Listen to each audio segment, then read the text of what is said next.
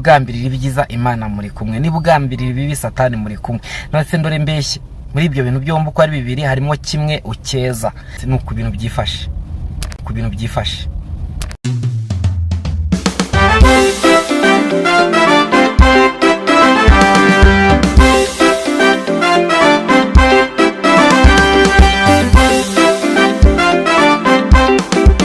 Ndabasuhuza inshuti bakunzi munkurikiye kuri Bwireso TV, mugisha w'Imana ube muri mwe. Jambo ry'Imana yatubwira ngo abazi Imana yabo bazakomera, nibamara gukomera bakore iby'ubutwari. Tukamenya uko dukwiriye kwifata. Niba ijambo ry'Imana rivuga ngo abazi Imana yabo bazakomera, nshuti muvandimwe, nshuti y'umusaraba, mukunzi uri mu rugendo kandi uri mu rurembo ugana ururembo rujya kandi uri mu nzira igana mu rurembo Siyoni, nakwibutsaga ko ijambo ry'Imana rivuga ngo abazi Imana yabo bazakomera, nibamara gukomera bakore iby'ubutwari. Igihe abantu babona ko gusenga byahagaze, nicyo gihe abasenga basenga kandi bagasengana umwete. Yego, bakabikora babikunze, bafite iyi ntumbero yaho bagana. Nagira nkubwire ngo amahirwe y'umuntu nayawe kandi agakiza wahawe nakawe. Ibindi bireberwaho ntabwo byakakwiriye kuba byagutwara umwanya. Yego, gusenga ni mu mutima, gusenga ni uburyo bwo kwerekeza ibitekerezo byawe mu gukundisha Imana umutima wawe wose, hanyuma ukabona ko Imana iri kumwe nawe kandi ukibuka amateka y'Imana aho yagukuye, ukamenya ko aho yagukuye ibyo yakoze nta na kimwe wagizemo uruhare. Yego, niyo yabikoze, no kugutabara no kukugirira neza no kukurinda no kugucira inzira biri mu maboko yayo. Ukwiye kuba mu buzima buhimbaza Imana, nubwo ibiguca intege bihari, nubwo iracyari Imana, iracyavuga kandi iracyakora. Yego, rero ntukuke umutima, ntubone ko byacitse situwasiyo yawe waba urimo, umenye ko byose biri munsi y'ukuboko kw'Imana. Ugomba kuba mu buzima bunezeza Imana, ugomba kuba mu buzima butikanga budaharanira kwisanga mu kibi, kuko isi ya none abantu bari guhigana ubutwari, abantu bari kugera ku rwego rwaho umuntu umutima w'imbabazi atakiwufite, ahubwo ari mu buzima bwo kumva ko ashaka kugaragaza ko ari umuntu w'umugabo cyangwa se ko akomeye. Yego, nshuti muvandimwe, ukwiye kuba mu buzima busenga Imana, ukwiye kuba mu buzima bwubaha Imana, ukwiye kuba mu buzima budahigana, ukwiye kutacumbikira umwijima mu mutima, ahubwo ukwiye kuba mu buzima buharanira umucyo. Bintu ni bibiri. Niwakira umucyo Imana izawukoreramo, niwakira umwijima Satani azawukoreramo. Ubwo uzaba wakejeje umwami Satani. Ariko niwakira umucyo, Kristo ni umucyo, ijambo ry'Imana ni umucyo, gukora kw'Imana bibereyeho gukesha, bibereyeho umucyo. Niyo mpamvu nkubwira ngo uyu munsi wa none amakuba n'ibyago byakugeraho, ariko ntibikagukureho Imana yawe yakurinze, yagutabaye, yakwimanye, yakongera igihe cyo kubaho. Nawe wari ubizi ko igihe cyo kubaho cyawe kitari gihari cyangwa se cyari cyashyizweho iherezo, ariko Imana yarongeye ikongerera iminsi yo kubaho. Kandi mu minsi yo kuba yakongereyeho, wakiriye ibikunezeza bisimbura igihe cy'umubabaro watinzemo.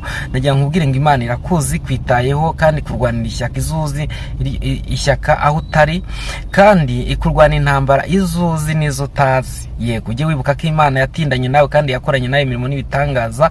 Ujye wibuka kuko yarira ariko ikiri ntabwo ihinduka. Gihe kimwe nigeze njya nibutse ukuntu umuntu yigeze nkomeza ndi mu bihe nagiye gukora ikizamini cya perime. Hanyuma uwo munsi cyari ikizamini gikomeye cyane, abantu bari gutsindwa, nanjye nigira inama yo kuvuga ngo ngende nzagaruke nkore bukeye.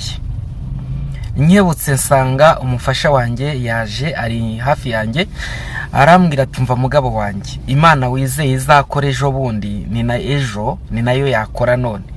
ntabwo ari Imana itegereza igira imbaraga undi munsi ngizibure none oya. Niyo mpamvu ijambo ry'Imana nabatangirijeho rivuga ngo abazi Imana yabo bazakomera.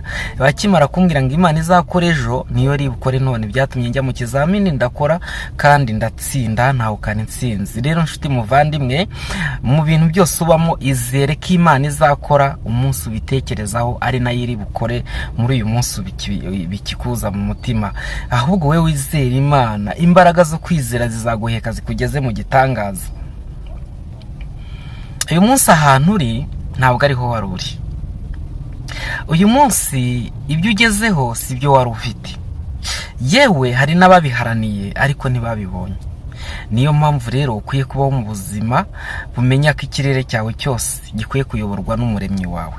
Namara kukiyobora azakugeza aho wifuza kugana, yego, ariko kwikuraho imbaraga ze no gukora kwe no kwizera ko yagushoboza ni kimwe mu gutsindwa, yego. Kandi ntabwo intego ari ugutsindwa, ahubwo intego ni uko wigira imbere mu buryo bw'iterambere, mu buryo bwo kwakira Imana, bwo kumva Imana.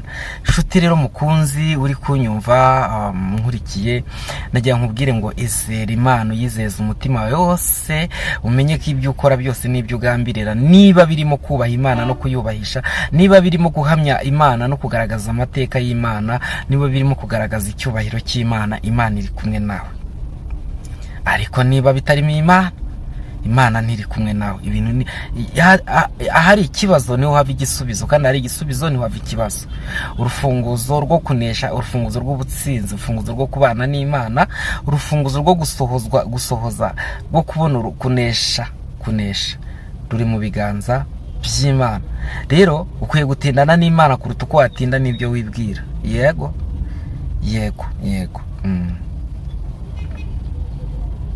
Hari abundi tujye twigira ku batubanjirije. Dawidi yabohokeye Imana, arayimenekera, umutima we umenekera Imana. Imana iramwishimira, avuga ngo mbonye umuntu umeze nk'uko umutima wanjye ushima ushaka.